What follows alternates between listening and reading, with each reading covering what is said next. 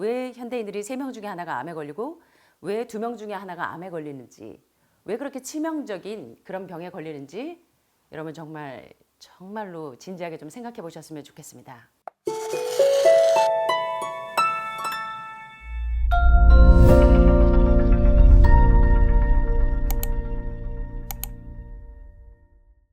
자, 이번 시간에도 좀 굉장히 중요한 내용을 가지고 한번 살펴보도록 하겠습니다. 지난 시간에 여러분 기억나십니까? 여러분들이 늘 주식으로 드시던 식사법. 사실은 지금은 현대인들이 3명 중에 하나가, 2명 중에 하나가 암에 걸리고 여러 가지 난치병 질환에 걸리는 이유가 사실 내가 먹은 음식이 내 무덤을 팠다는 사실에 대해서 계속적으로 공부하고 계십니다. 자, 오늘도 존 라빈스의 육식, 건강을 망치고 세상을 망친다라는 책 2부입니다. 오늘은 2부로 들어가 보도록 하겠습니다. 지난 시간에는 1부를 공부하셨어요. 그래서 닭고기와 계란을 자주 먹으면 내 몸에 어떤 결과가 생기는가, 또 삼겹살의 비밀에 대해서 지난 시간에 공부했는데요. 오늘은 사실은 이제 많은 환우분들이 재생불량성 빈혈과 같은 그런 빈혈 증세를 가지고 있는 분들이 주로 이제 그 소의 간이나 지라 같은 거를 종종 이제 부모님들이 아이들에게 빈혈이 있으니까 철분이 많다고 해서 그걸 많이 먹입니다. 자, 그런데 그것이 오히려 더 무형성 빈혈을 초래한다는 사실에 대해서도 한번 살펴볼 것입니다. 그래서 여기 보시는 것처럼 제목을 보시면 무심코 먹는 이것이 여러분을 병들게 한다는 사실에 대해서 함께 살펴보도록 하겠습니다. 자, 고통당하는 소에 대해서 한번 보겠습니다. 여기 참 귀여운 소인데요. 참 안타깝습니다.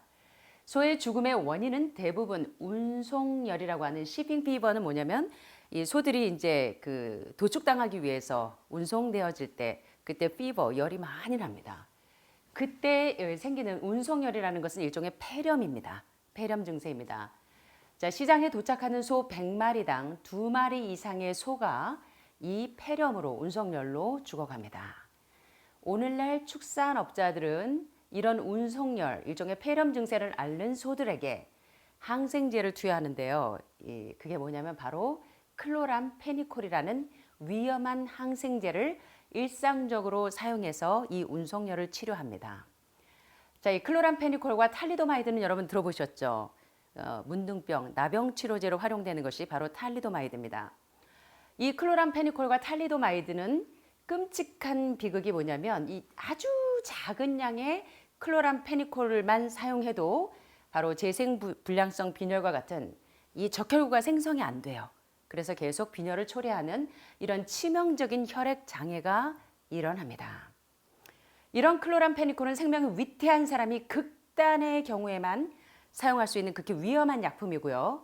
아주 작은 소량만으로도, 아주 극미량만으로도 골수에서 적혈구가 생성되는 것을 방해합니다. 그래서 재생불량성 빈혈이 심각해지면 이제 죽음으로 인도할 가능성이 있다는 것입니다. 자, FDA 수의사 조지프 A 세티퍼니는 32mg밖에 상당히 극소수죠. 아주 극미량입니다. 이 32mg밖에 안 되는 클로람페니콜이 사람들을 죽여왔다고 말합니다. 식품의약국에서 뭐라고 얘기하냐면 32mg밖에 안 되는 클로람페니콜이 사람들을 죽여왔다. 자, 어느 정도인가? 이는 잔류율이 100만 분의 8인 고기 약 0.1kg을 먹었을 때 흡수되는 양입니다. 자, 고기 0.1kg이면 어느 정도나 될까요? 고기 이렇게 잘라서 한 입거리 정도 될까요? 두 입거리 될까요? 자, 고기 약 0.1kg을 먹었을 때 흡수되는 양이 바로 32mg에 미치는 클로람페니콜이 바로 사람들을 치명적으로 죽여왔다는 것입니다. 하지만 이러한 운송열에 대한 처방으로 클로람페니콜을 투여한 소에서 나온 시판되는 소고기, 여러분들이 시판용으로 먹는 소고기에는 잔류율이 그보다 100배는 더 높다는 것입니다. 여러분들이 무심코 먹어왔던 소고기에 이 클로람페니콜의 잔류량이 여러분들을 치사량으로 인도하고 있다는 것입니다. 예, 미네소타 대학의 연구는 소들을 약 0.4평의 공간에 한 마리씩 집어넣어야 이윤을 극대화할 수 있다고 제시합니다. 다시 말하면 가로 세로 3.6mm 곱하기 4.5mm 약 5평 정도의 공간에 0.5토인 소가 13마리 들어있는 모습을 상상하시면 됩니다. 지금 여기 밑에 백동에 소가 13마리, 백동방에 13마리가 들어있는 것을 여러분이 상상하시면 됩니다. 사람들은 이 유구업이 화학약품과 각종 호르몬제, 항생제와 같은 수많은 의약품에 의존하고 있다는 사실을 쉽게 믿지 못합니다. 자, 그래서 오늘 다큐를 보시면서 여러분들이 한번 살펴보도록 하겠습니다. 여러분 송아지 고기 좋아하시죠? 호텔에 가셔서 아주 고급 요리, 생일이나 뭐 이럴 때 가족들이 모여서 이제 호텔 가셔서 썰러 가시는 경우가 종종 있으십니다. 그러시죠? 많이 경험하셨을 거예요. 우리 사모님 웃고 계시는데. 네. 가시면 다 스테이크 같은 거 아주 연하게 부드럽게, 특별히 소고기 같은 경우는 질겨지기 때문에 살짝 익히죠. 자, 그런데 그런 부드러운 송아지, 아주 소프트해서 입에서 살살살살 녹는 그 송아지 고기의 비밀을 한번 살펴보겠습니다. 인류 요리사인 제임스 비어드는 미국의 요리라는 그 책에서 이렇게 설명을 합니다. 좋은 송아지 고기를 찾기가 갈수록 어려워져 왔어요. 최근에 네덜란드에서 개발된 방법이 미국으로 건너와서 한정된 양이긴 하지만 전에는 쉽게 구하지 못했던 훨씬 좋은 송아지 고기를 우리에게 제공해주고 있어요. 그 송아지 고기는 아주 엷은 분홍빛의 고운 살코기와 맑은 지방을 갖고 있고 기가 막히게 입에서 살살살살살 녹는 부드러움을 가지고 있습니다. 라고 인류 요리사가 이야기합니다. 자, 그런데 이렇게 엷은 분홍빛이 도는 하얀색으로 송아지살을 유지하기 위해서 프로비미사라고 하는 회사에서 또 하나의 소름 끼치는 아이디어를 창출했는데 바로 그 부드러운 아주 육질이 부드럽고 그런 고기의 비밀이 뭐냐면 특별한 먹이를 먹인 송아지 고기와 우유를 먹인 송아지 고기라는 이 브랜드에 맞는 특별한 식단을 만들어냅니다. 자, 그 특별한 먹이가 뭔지 아십니까? 그 특별한 먹이? 바로 송아지살을 하얗게 유지하기 위해서 조직적으로 계속적으로 빈혈을 일으키게 하는 그런 먹이. 다시 말하면 철분을 완전히 제거한 먹이를 먹이면 이 송아지의 육질이 부드러워져서 여러분들이 드실 때 굉장히 먹기가 좋다는 것입니다. 자, 송아지들은 태어날 때 몸속에 철분 창고를 가지고 태어납니다. 그래서 빈혈이 있는 아이들에게 부모님들이 주로 이제 송아지 소고기를 많이 먹이죠. 간이나 지라 같은 거. 왜냐하면 송아지는 태어날 때 몸속에 철분이 많이 가지고 있기 때문에 그렇습니다. 그러나 주로 피 속의 여분의 헤모글로빈 형태로 저장되어 있기도 하고 간이나 지라나 뼈의 골수에 약간씩 저장되어 있는 이 예비 철분이 송아지가 갇혀서 특별한 먹이를 먹는 4개월 동안은 계속적으로 줄어듭니다. 이렇게 해서 송아지의 무게를 늘리면서 살은 하얗게 유지하고자 했던 고기 생선업자들의 목표가 드디어 달성됩니다. 특별한 먹이를 먹는 송아지들은 비록 살아있지만 빈혈이 점점 더 악화돼서 폐나 장 관련 질병에 매우 취약한 상태가 되기 때문에 항생제를 비롯한 다량의 약품들을 끊임없이 송아지에게 먹여도 4개월을 살지 못합니다.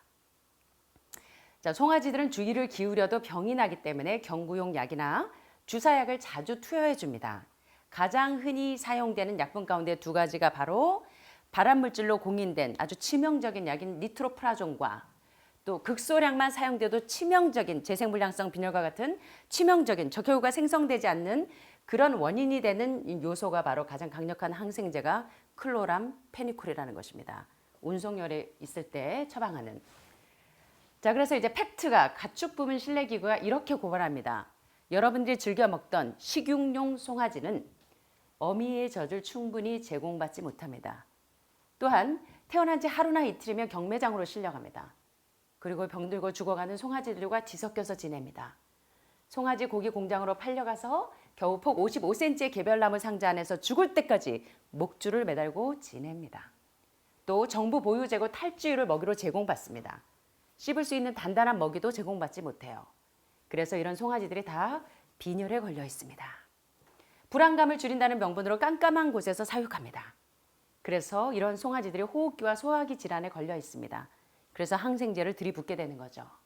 정상적인 자세로 엎드릴 수도 없고 깔 집을 전혀 제공받지 못하고 송아지가 뛰놀거나 장난치는 것은 말할 것도 없고 걸을 기회조차 전혀 없다는 것입니다. 자, 톨스토이의 유명한 책이 있습니다. A Life of My Father이라고 하는 내 아버지의 생애를 쓴 알렉산드라 톨스토이가 책 중에 이런 내용을 이야기합니다. 고모는 먹는 걸 좋아했는데 어느 날 채소 일색의 식탁을 보고는 크게 화를 냈습니다. 나는 이런 허접한 쓰레기 같은 건 못 먹겠으니 고기와 닭을 내게 줘! 라고 요구합니다. 다음번에 고모님이 식사를 하러 오실 때 자기 의자에 매여 있는 이런 살아있는 닭과 접시에 놓인 큰 칼을 보고 눈이 휘둥그레져서 이게 뭐야? 하고 고모님이 물어봅니다. 닭을 달랬잖아. 아버지가 가까스로 웃음을 참으며 대답합니다. 자, 우린 아무도 그걸 죽일 생각이 없거든. 그래서 직접 하라고 두루 준비해 둔 거야.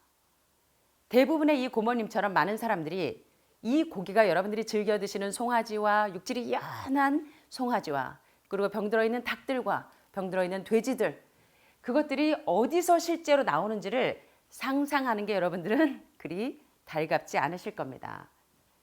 자, 70 Years Among Savages라고 하는 이 야만의 70년에서도 여러분 이 그림 보시면 어떠십니까? 이게 남의 이야기 같습니까?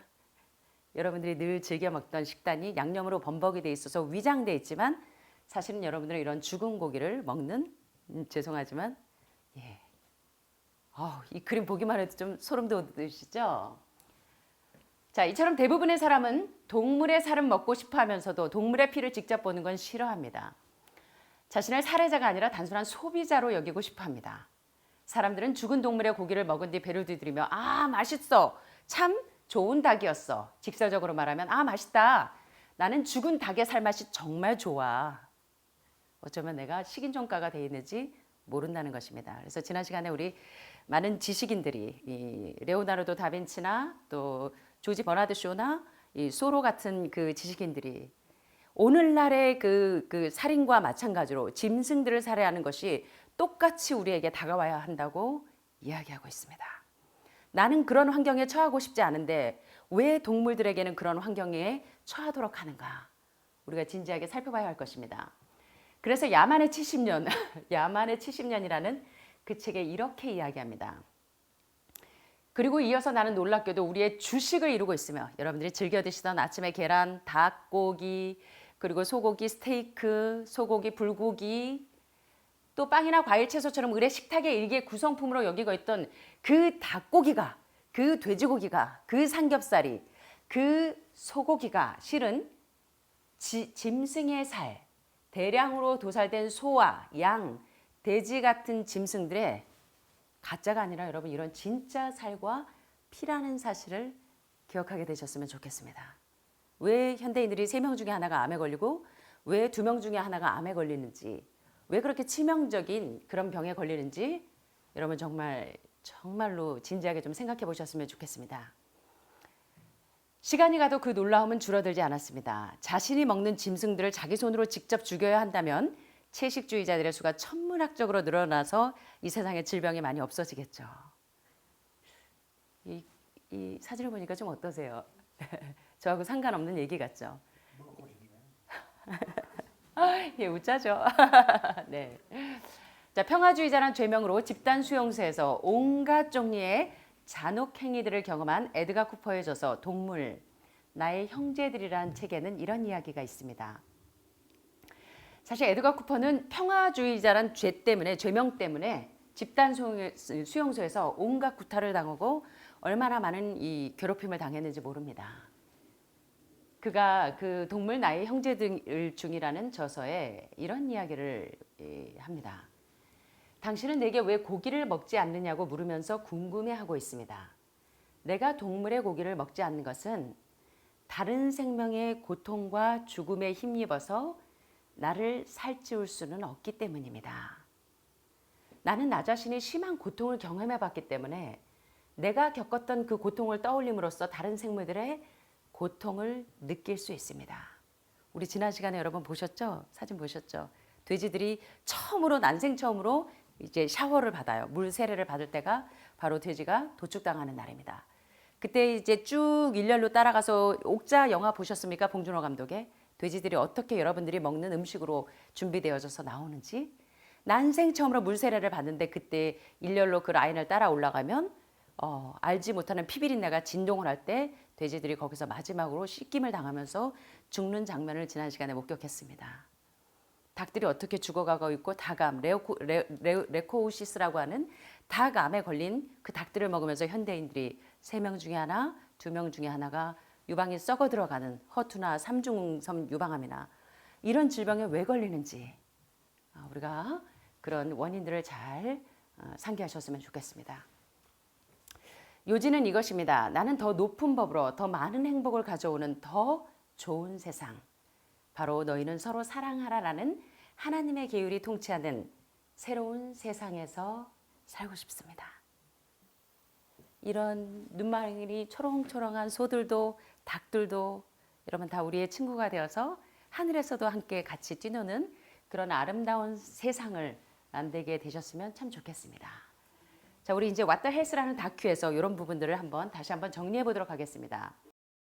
We have at least 4 cases of mad cow disease, but I'm almost positive there's more cases than that, but the government isn't looking for it. So what you're saying is that there could be already mad cow disease in humans. Right, and I think a lot of it was misdiagnosed. With the Alzheimer's or dementia, it takes several years, you see the progression, but to make it easier, these doctors just sign off on it as dementia or Alzheimer's without actually taking a biopsy of the brain to see if it's that, or is it actually a prion disease like Creutzfeldt-Jakob disease or mad cow disease.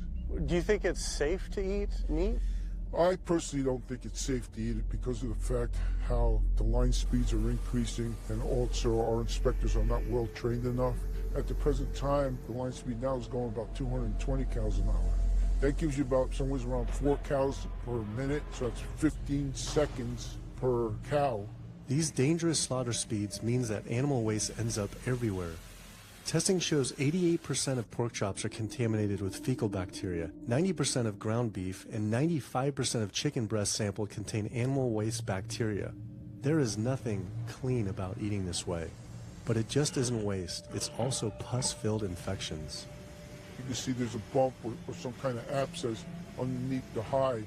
Most of the time when the hide's pulled off, either that will open up the abscess and the pus will come out, or if it's deep-seated, when the inspectors are doing their work or the company employees, they might stick their knife into an abscess and it explodes all over the place. 무심코 먹는 이것이 우리 몸을 병들게 하는 그런 내용들에 얼마나 이 동물들이 지배적으로 원인 요소가 되는지를 한번 살펴봤습니다. 정리해보자면 여기 미국에서는 최소한 4건의 광우병 발병이 있었습니다. 하지만 저는 발병이 더 있었을 거라고 믿습니다. 그러나 정부는 알아보지 않고 있죠. 그러니까 이미 인간 광우병이 했을 수도 있다는 거죠. 그렇습니다. 상당수는 진단이 잘못됐겠죠. 알츠하이머나 치매라고요. 진단을 하려면 수년간 진행 경과를 봐야 합니다. 하지만 그건 어렵기 때문에 의사들은 그저 대충 치매나 알츠하이머라고 진단서를 써주겠죠. 실제로 뇌 조직 검사를 해서 혹시 크로이츠펠트-야곱병이나 강우병 같은 프리온 단백질이 있는 건 아닌지 알아보지 않고 있죠. 사실은 이런 알츠하이머나 치매에 지배적으로 작용하는 것이 바로 소고기에 있는 프리온 단백질, 아주 고열해서도 죽지 않는 그 프리온 단백질이 바로 인슐린 라이크 그로스 팩터 1이나 메티오닌처럼 암의 스위치를 켰다 올렸다 하는 가장 강력한 주범이 된다는 사실에 대해서 계속 영양의학자들이 계속 밝혀내고 있습니다. 자, 고기를 먹는 게 안전하다고 생각하시나요? 개인적으로 그렇지 않다고 생각합니다. 왜냐하면 축산업계의 속도는 점점 빨라지고 검역가들은 충분히 훈련되지 않았으니까요.